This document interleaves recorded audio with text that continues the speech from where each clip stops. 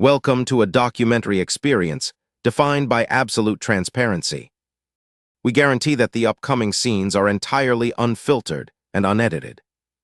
This is raw, immersive footage from the front lines of justice, providing an unpolished look at those who uphold the law.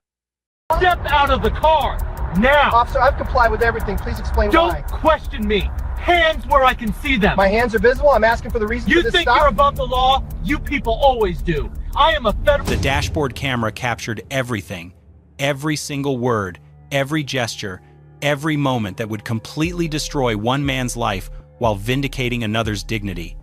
What started as a routine traffic stop on a quiet Tuesday evening in suburban Ohio became a viral sensation that sparked national outrage and proved that even those sworn to uphold justice can find themselves on the wrong side of the law.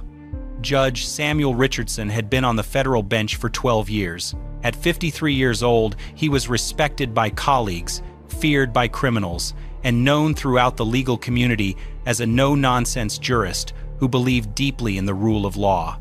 He drove a modest BMW, lived in a quiet neighborhood, and had never so much as received a parking ticket. That Tuesday evening, he was driving home from a late court session when he made what should have been an inconsequential lane change.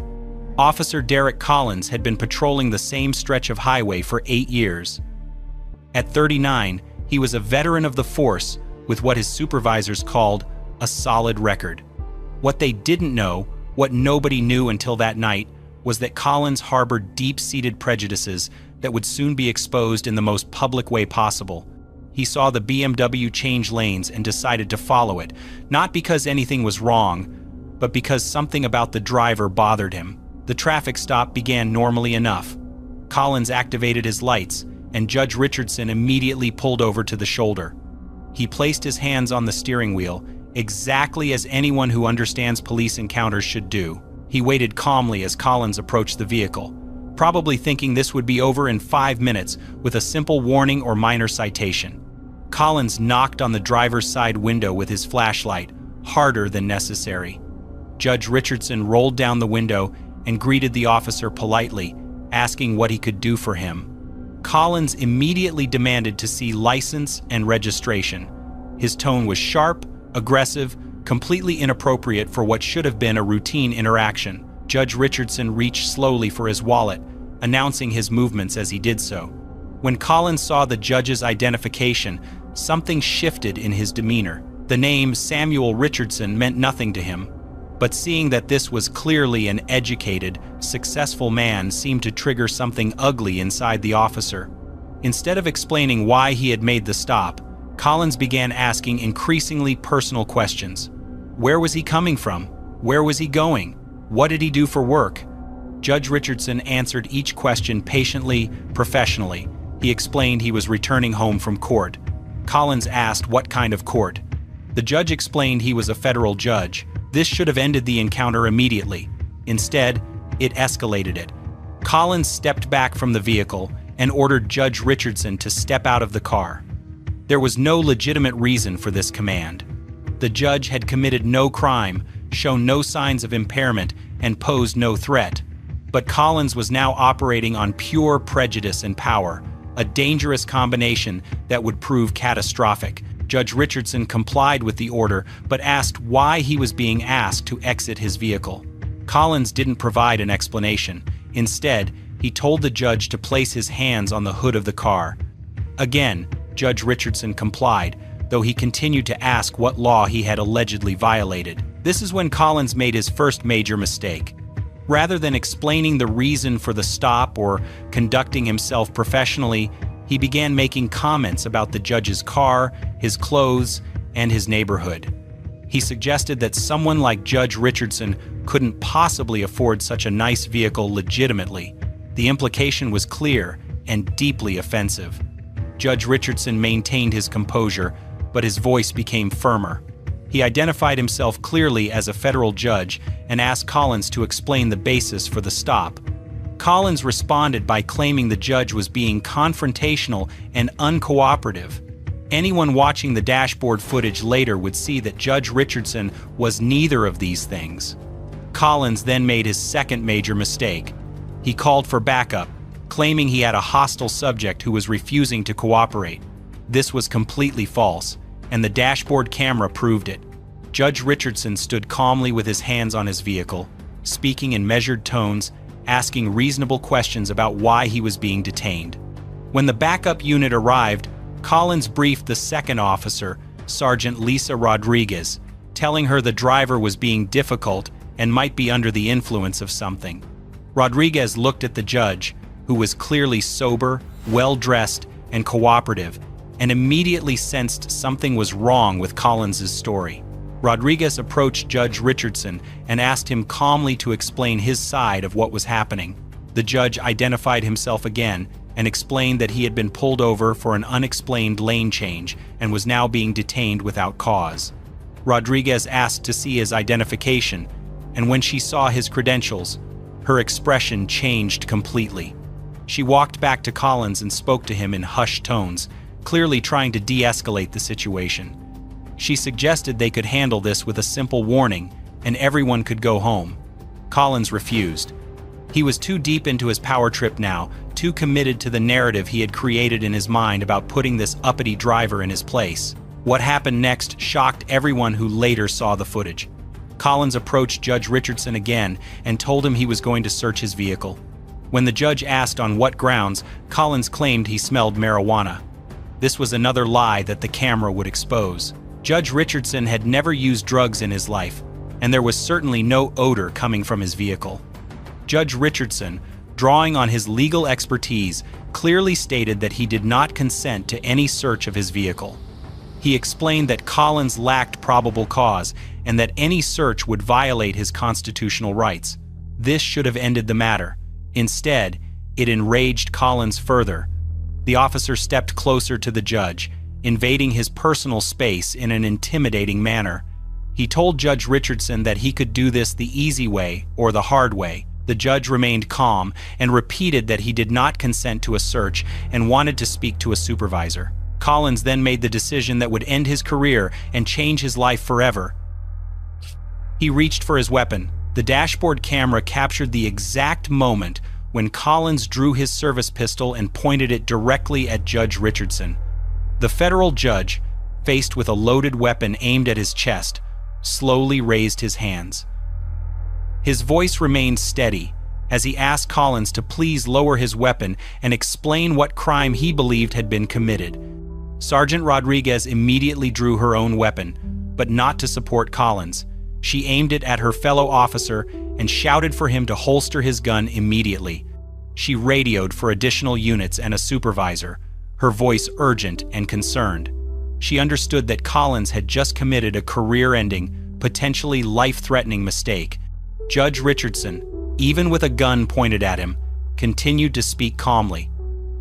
He identified himself once more as a federal judge and asked Collins to consider what he was doing.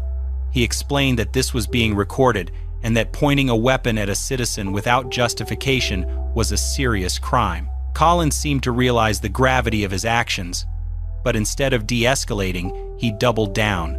He accused Judge Richardson of reaching for something in his car, another lie that the camera footage would later disprove. The judge had made no sudden movements and had kept his hands visible throughout the entire encounter. Additional units began arriving on scene, their sirens cutting through the evening air. Collins still had his weapon drawn, though Rodriguez continued ordering him to holster it. Judge Richardson remained motionless, his hands raised, probably calculating how this situation might end and whether he would survive to see his family again. The shift supervisor, Captain William Torres, arrived and immediately assessed the situation. He saw one of his officers pointing a gun at what appeared to be a cooperative, well-dressed civilian, while his sergeant had her weapon trained on that same officer. Torres quickly approached Collins and ordered him to lower his weapon immediately. Collins finally complied, holstering his pistol, but the damage was done. Everything had been recorded. Every lie, every escalation, every moment of misconduct was captured in high-definition video that would soon be analyzed by internal affairs, federal investigators, and millions of viewers online. Captain Torres approached Judge Richardson and apologized profusely. When he learned the judge's identity and position, his face went pale. He understood immediately that this incident would have consequences far beyond a typical police misconduct case. A federal judge had been held at gunpoint by a police officer during what should have been a routine traffic stop. Judge Richardson, finally free to lower his hands, straightened his jacket and looked directly at Collins. His words were measured but carried the weight of someone who had spent years delivering justice from the bench. He told Collins that his actions were not only unprofessional but criminal, and that there would be consequences for what had just occurred. Collins tried to justify his actions, claiming he had felt threatened and was following his training. Captain Torres cut him off, ordering him to return to the station immediately. Rodriguez was assigned to escort Collins back, ensuring he didn't have any opportunity to tamper with evidence or coordinate a story with other officers. The judge was offered medical attention, which he declined. He was asked if he wanted to press charges, and his answer was immediate and definitive. Yes, he absolutely wanted to press charges. He also informed Captain Torres that he would be filing a federal civil rights lawsuit and requesting a complete investigation by the FBI. The dashboard footage was secured immediately, along with the body camera recordings from all officers on scene. Judge Richardson was given copies of all relevant documentation and incident numbers. Torres assured him that the matter would be investigated thoroughly and that Collins would be suspended pending the outcome. As Judge Richardson finally drove home that evening, probably shaken but determined, he likely understood that this incident would become much larger than a personal grievance. This was about accountability, about justice, and about ensuring that no other citizen would face what he had just endured. What neither he nor Collins knew at that moment was that this traffic stop would become a national news story, spark congressional hearings, and ultimately lead to significant changes in police training and oversight. The consequences were just beginning. The story broke 3 days later when a local news reporter received an anonymous tip about the dashboard camera footage. That reporter, Sarah Mitchell, had covered police misconduct cases before, but nothing quite like this. When she first watched the video, she had to replay it twice to make sure she was seeing correctly. A police officer had drawn his weapon on a federal judge during a routine traffic stop, and it was all captured on camera. Mitchell reached out to Judge Richardson's chambers for comment. Initially, the judge declined to speak publicly, preferring to let the official investigation process run its course. But when Mitchell explained that other media outlets were already picking up the story, Judge Richardson agreed to a brief interview. His words were careful, measured, but powerful. He explained that what happened to him could happen to any citizen, regardless of their position or status. The badge and gun don't make someone above the law, and when officers abuse their power, they must face consequences. He emphasized that his concern wasn't just personal, it was about the fundamental principles of justice and equality that he had spent his career defending. The video went viral within hours of Mitchell's report airing. Social media exploded with outrage, shock, and demands for accountability. The hashtag number Judge Justice began trending nationally. Legal experts weighed in, explaining how Collins had violated multiple constitutional rights and department policies in less than 30 minutes. Collins, meanwhile, was placed on administrative leave pending the investigation. His union representative released a statement claiming that Collins had acted according to his training and that the situation had been mischaracterized by the media. The statement fell flat. Anyone who watched the footage could see exactly what had happened, and no amount of spin could change the clear evidence. The police department found itself in an impossible position. They had an officer who had obviously committed serious misconduct, but they also had union contracts and procedures to follow. Chief Patricia Adams called an emergency press conference where she promised a thorough investigation and pledged that appropriate action would be taken. But the public wasn't satisfied with promises. Protesters gathered outside the police headquarters demanding Collins be arrested immediately. Civil rights organizations issued statements calling for federal intervention. Local politicians, sensing the political winds, began distancing themselves from the department and calling for reform. The FBI opened a federal civil rights investigation within a week. Agent Michael Foster was assigned to lead the case, and he knew immediately that this would be high-profile and politically sensitive. A federal judge being held at gunpoint by a police officer wasn't just misconduct, It was a direct assault on the judicial system itself. Foster began by interviewing Judge Richardson, who provided a detailed account of the incident. The judge was cooperative but clearly frustrated by the entire situation. He had been doing his job, serving his community, and upholding the law for over a decade, only to be humiliated and threatened by someone who was supposed to protect and serve.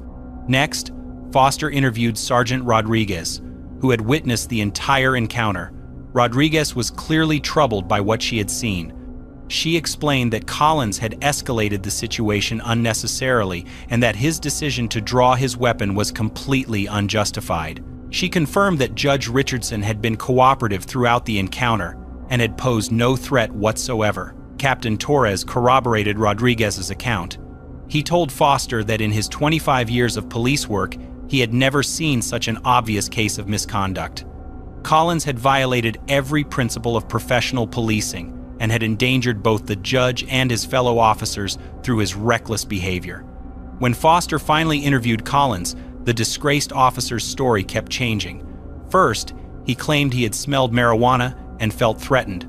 When confronted with the dashboard footage that contradicted these claims, Collins said he had made an honest mistake under pressure. When pressed further, he became defensive and eventually stopped cooperating with the investigation. The Internal Affairs investigation ran parallel to the FBI probe.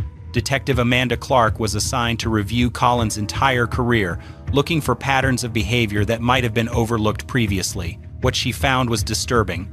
Collins had received 14 citizen complaints over his 8-year career, significantly higher than the average officer.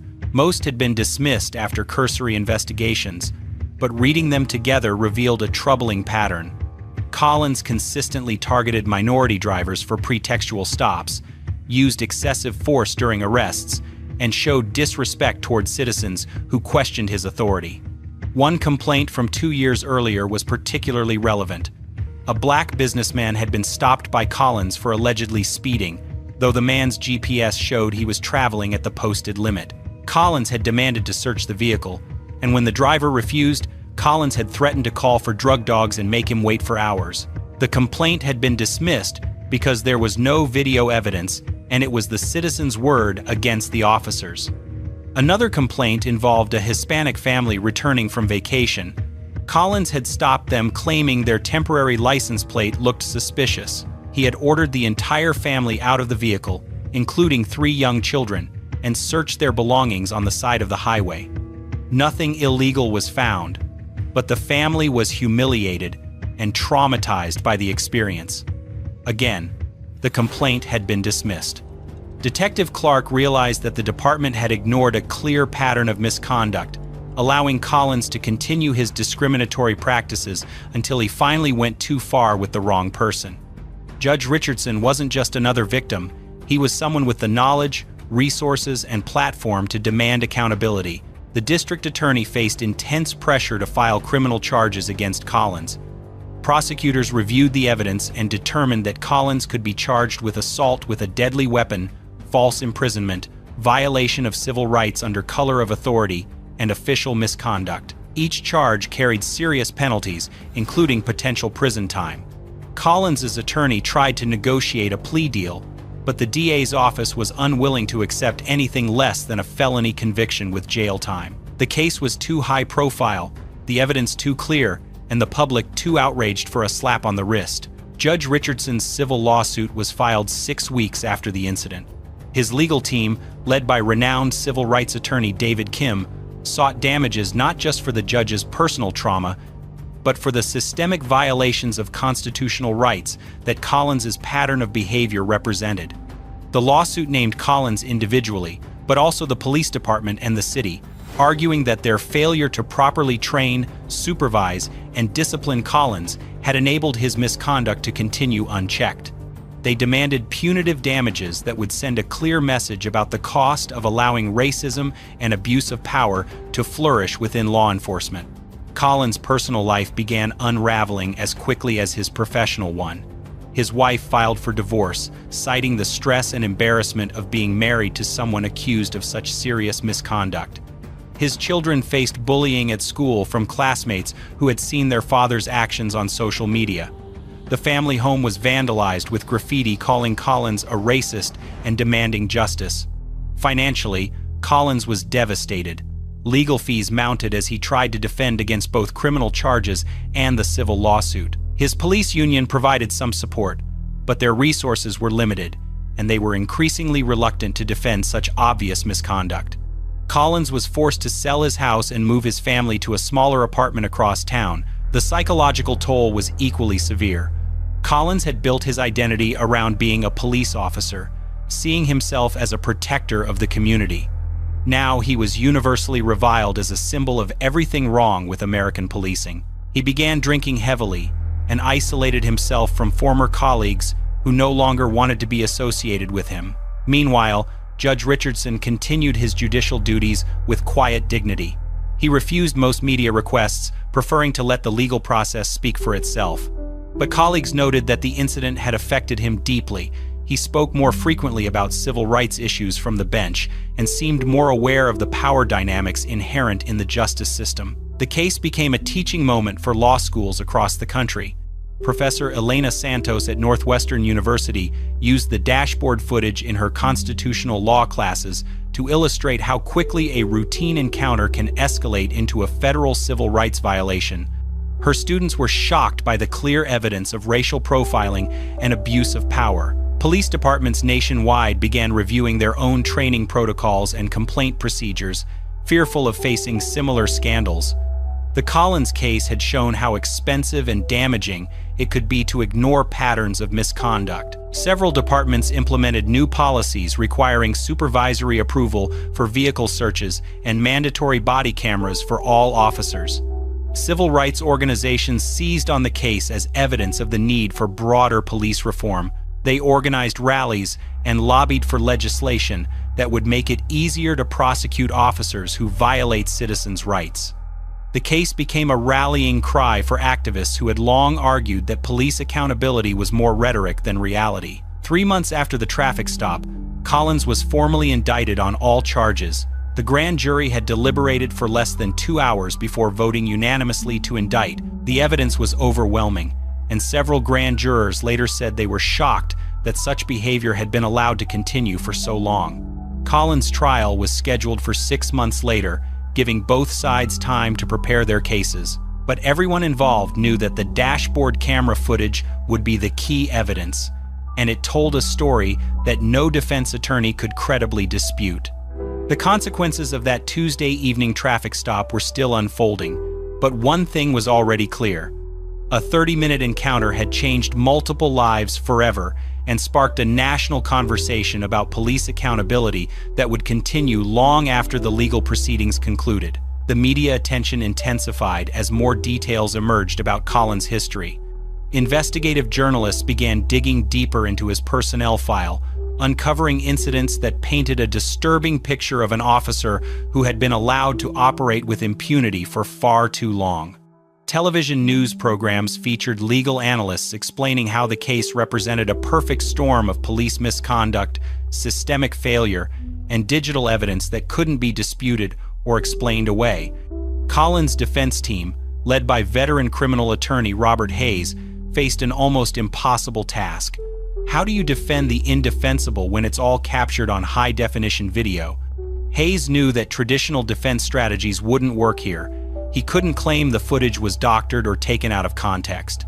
He couldn't argue that Collins felt threatened when the video clearly showed Judge Richardson cooperating fully. Hayes was left with only one possible approach, arguing that Collins had made a mistake under pressure, not committed a deliberate civil rights violation. But even that strategy crumbled under scrutiny. The prosecution, led by Assistant District Attorney Jennifer Walsh, methodically demonstrated that Collins' actions weren't the result of split-second decisions made under stress. The traffic stop had lasted over 20 minutes before Collins drew his weapon. He had multiple opportunities to de-escalate, multiple chances to recognize his mistakes, and multiple warnings from his own supervisor through Sergeant Rodriguez. Walsh brought in expert witnesses who testified about proper police procedures during traffic stops. Captain James Mueller, a use-of-force instructor with 30 years of experience, explained to the jury that nothing in Collins's training would have justified drawing a weapon on a cooperative motorist. He pointed out that Collins had violated at least 7 department policies during the encounter, each one a fireable offense on its own. The prosecution also called Dr. Sarah Chen, a psychologist who specialized in implicit bias in police behavior. Dr. Chen testified about how racial prejudice can manifest in law enforcement, often unconsciously at first, but sometimes escalating to deliberate discrimination. She explained how Collins's pattern of targeting minority drivers suggested deeper psychological issues that the department should have identified and addressed years earlier. Judge Richardson took the stand on the 3rd day of trial. The courtroom was packed with reporters, activists, and curious observers who wanted to hear directly from the victim of Collins' misconduct. The judge's testimony was measured and precise, befitting someone who had spent years in courtrooms.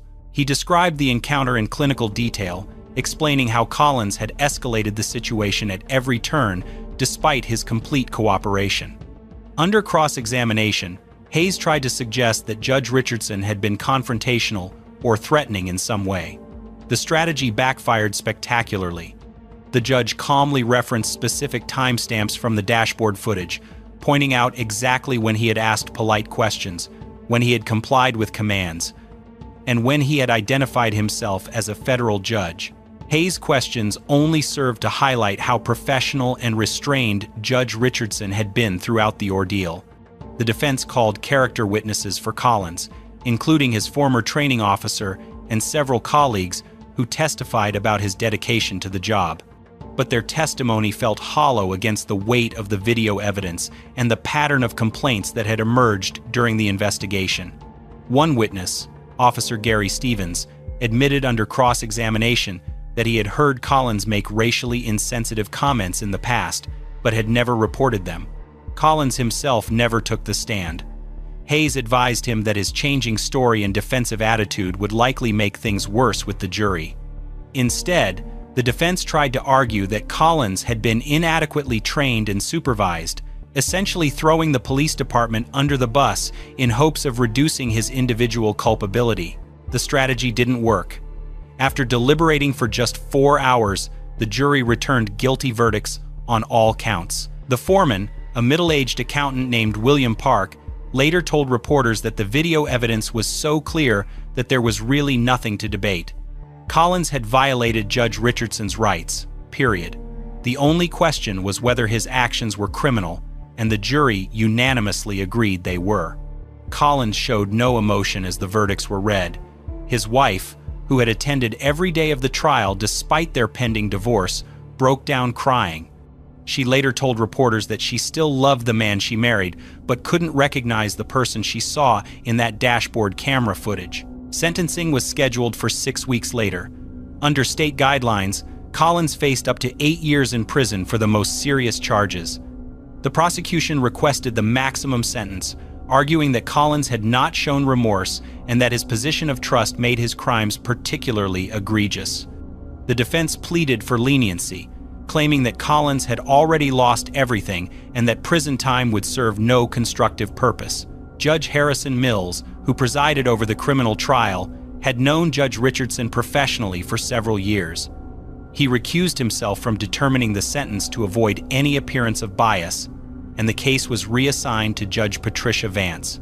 Judge Vance had a reputation for being tough on police misconduct cases, having previously sentenced 3 officers to prison terms for various violations. The civil lawsuit moved forward on a parallel track. David Kim, Judge Richardson's attorney, had assembled a formidable legal team that included former federal prosecutors and civil rights specialists. They were seeking damages that could reach into the millions, arguing that Collins' actions had caused not just personal trauma, but institutional damage to the justice system itself. The city's insurance company initially tried to deny coverage for Collins' actions, arguing that his misconduct fell outside the scope of his employment. But legal experts pointed out that Collins was on duty, in uniform, and using his police authority when he committed the violations. A federal judge ruled that the city was liable for its employees' actions, regardless of whether those actions were authorized. Settlement negotiations began 6 months after the criminal conviction. The city was eager to avoid a lengthy civil trial that would keep the incident in the news and potentially result in an even larger judgment. Judge Richardson's legal team was demanding $8 million in damages, plus reforms to the police department's training and oversight procedures. The financial impact on the city was staggering. Legal fees, settlement costs, and the expense of implementing court-mandated reforms would eventually total over $12 million. City council members who had initially supported the police department began calling for the chief's resignation and demanding explanations for how Collins had been allowed to remain on the force despite numerous complaints. Chief Adams found herself testifying before the city council, trying to explain how her department's systems had failed so completely. She admitted that the complaint investigation process was inadequate and that supervisors hadn't been properly trained to identify problem officers. Several council members called for her immediate termination, arguing that the department needed new leadership to rebuild public trust. The police union, which had initially defended Collins, began distancing itself from the case as public pressure mounted. Union President Mark Johnson released a statement condemning Collins' actions and promising to support reforms that would prevent similar incidents. Privately, union officials were furious that Collins had created such a public relations disaster for law enforcement. Collins' sentencing hearing attracted national media attention. Victim impact statements were read from several people who had been stopped by Collins over the years, including the businessman who had nearly missed his father's funeral and the Hispanic family who had been humiliated during their vacation. Judge Richardson chose not to read a statement himself, feeling that his testimony during the trial had said everything necessary. Judge Vance sentenced Collins to 6 years in prison, noting that his abuse of power had damaged not just his immediate victims, but the entire criminal justice system. She explained that police officers are held to a higher standard precisely because they carry weapons and have authority over citizens. When they abuse that authority, the consequences must be severe enough to deter others from similar conduct. Collins was taken into custody immediately after sentencing. His mugshot, showing a man who looked far older than his 39 years, became another viral image associated with the case. He would serve his time in a medium security facility 3 hours away from his family, eligible for parole in 4 years with good behavior. The aftermath of the Collins case rippled through law enforcement agencies nationwide. Police chiefs reviewed their complaint procedures, prosecutors examined their policies for charging officers, and training academies updated their curricula to emphasize de-escalation and constitutional rights. The dashboard camera footage became a standard training tool, showing recruits exactly what not to do during a traffic stop. Judge Richardson returned to his normal caseload, but colleagues noticed changes in his judicial philosophy. He became more skeptical of police testimony in criminal cases, more willing to suppress evidence obtained through questionable stops, and more vocal about the need for police accountability. His experience as a victim of misconduct gave him insights that few judges possessed. The settlement with the city was finalized 8 months after Collins' conviction. Judge Richardson received $4.2 million in damages, most of which he donated to civil rights organizations and legal aid societies. He kept enough to cover his legal expenses and establish a scholarship fund for minority law students, but made clear that money had never been his primary motivation. The city implemented sweeping reforms as part of the settlement agreement. All officers were required to complete additional training on implicit bias and constitutional rights. A civilian review board was established to investigate complaints against police. Body cameras became mandatory for all officers, and dashboard cameras were upgraded to ensure better audio and video quality. Collins's former colleagues struggled with the fallout from his actions. Several officers requested transfers to other departments, unable to handle the scrutiny and criticism that came with being associated with his misconduct. Recruitment became more difficult as the department's reputation suffered, and community relations programs were expanded to try to rebuild trust with minority residents. The case became the subject of academic studies examining police accountability and judicial oversight. Law professors wrote articles analyzing the legal precedents established by Judge Richardson's lawsuit. Criminologists studied Collins' personnel file to identify warning signs that supervisors should have recognized. The consensus was clear. This incident could have been prevented if proper oversight mechanisms had been in place. 2 years after the traffic stop, Judge Richardson was invited to speak at a national conference on police reform. His remarks were measured but powerful, emphasizing that accountability wasn't anti-police, but pro-justice. He argued that good officers should welcome reforms that help identify and remove bad actors who damage the profession's reputation. Collins, serving his sentence in state prison, reportedly spent his time in the law library researching appeals. Legal experts gave him little chance of overturning his conviction, given the overwhelming evidence against him. Prison officials said he kept to himself and rarely discussed his case with other inmates, many of whom had been arrested by police officers and had little sympathy for a disgraced cop. The ripple effects continued expanding as other victims of police misconduct found their voices. The publicity surrounding Judge Richardson's case encouraged people to come forward with their own stories of mistreatment by officers. Civil rights attorneys reported a surge in complaints and lawsuits as citizens realized that even routine police encounters could result in serious violations of their rights. The dashboard camera that captured Collins' misconduct became an unlikely symbol of accountability in the digital age. Technology that was originally installed to protect officers from false accusations had instead exposed one officer's criminal behavior. Police departments nationwide upgraded their recording equipment, realizing that clear documentation could protect good officers while exposing bad ones. As the third anniversary of the traffic stop approached, the case continued generating discussion about police reform and civil rights. Judge Richardson had transformed from victim to advocate, using his experience to push for systemic changes that would protect other citizens from similar treatment. Collins remained in prison, a cautionary tale about the price of letting prejudice and power corrupt the sacred duty to serve and protect. The story was far from over, but one thing was certain. A routine traffic stop had exposed the best and worst of American justice, proving that accountability was possible when brave people refused to accept injustice and when technology captured truth that could not be denied or explained away. So there you have it. One dashboard camera, one traffic stop, and one man's decision to let his prejudice override his oath to protect and serve. Officer Derek Collins walked into that encounter thinking he could intimidate and humiliate someone with impunity. He was wrong. Judge Samuel Richardson stood his ground with dignity and courage, proving that justice can prevail when good people refuse to accept injustice. Collins lost everything: his career, his family, his freedom, his reputation, all because he couldn't see past the color of a man's skin to recognize his humanity. Meanwhile, Judge Richardson transformed his trauma into a catalyst for change, using his experience to make the system better for everyone who comes after him. This case proves that accountability is possible, even when it seems impossible. Technology captured the truth. Good officers like Sergeant Rodriguez chose what was right over what was easy.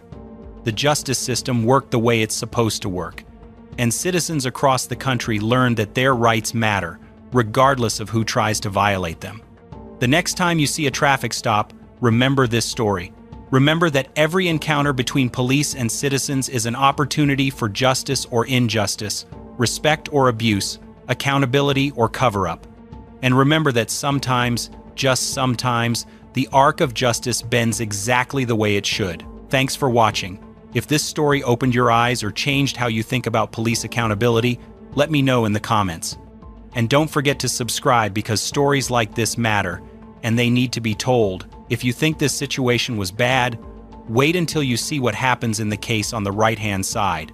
Welcome to a documentary experience defined by absolute transparency. We guarantee that the upcoming scenes are entirely unfiltered and unedited. This is raw, immersive footage from the front lines of justice, providing an unpolished look at those who uphold the law.